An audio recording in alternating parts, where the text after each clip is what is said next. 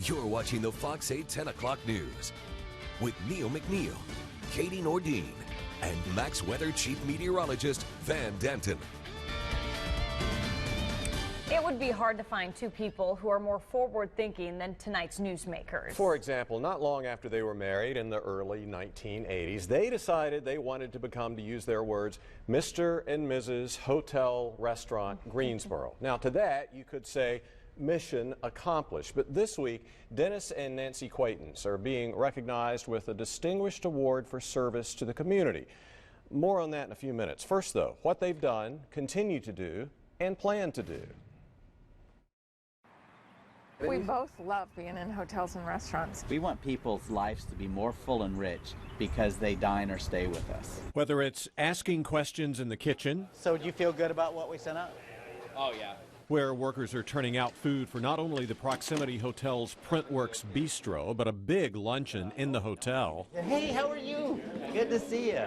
To greeting customers, Dennis and Nancy Quaintance are often together and collaborating. Nancy's the company's vice president, Dennis the CEO. Not only did the duo build the Proximity, which opened 10 years ago as one of the country's most energy-efficient hotels, but also the O.Henry Hotel and its restaurant, the Green Valley Grill, as well as two Lucky 32 restaurants in Greensboro and Cary. I would say that mostly it's a team. Yeah. It's cooperative. But if it comes down to one person decides about something, we would probably err with our CEO, the president of our company. The way we often talk about that is that out of every 10,000 decisions, I should make one.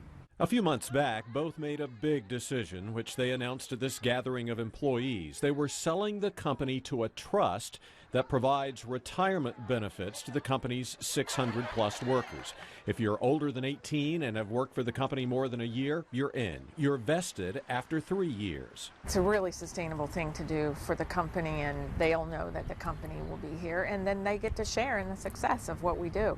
It also helps the Quaintances avoid challenges down the road. So that we wouldn't have to be running around in 20 or 30 years figuring out, oh no, you know, Dennis and Nancy just kicked the bucket, maybe 40 or 50 years. Maybe 50. And so what are we going to do with the ownership of the company? We wanted to deal with this practically. But it doesn't mean the Quaintances have given up their day-to-day involvement in the business. They're still walking the properties every day and dealing with the challenges that come along, including, most recently, HB2. Within a week of HB2 passing, we had over $100,000 in reservations canceled.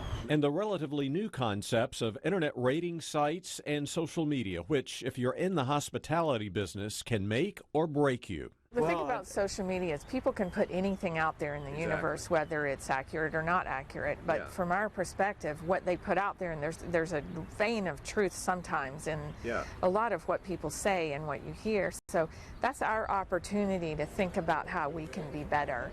And as people continue to dine and stay at their establishments, the Quaintances are also thinking about how the company can be bigger. Our company is as big as it can be. But my bet is over the next 20 years that we add 1 or 2 or 3, no more than 5 new businesses, but they'll all be probably in Greensboro or within the Triad. We antique these mirrors ourselves.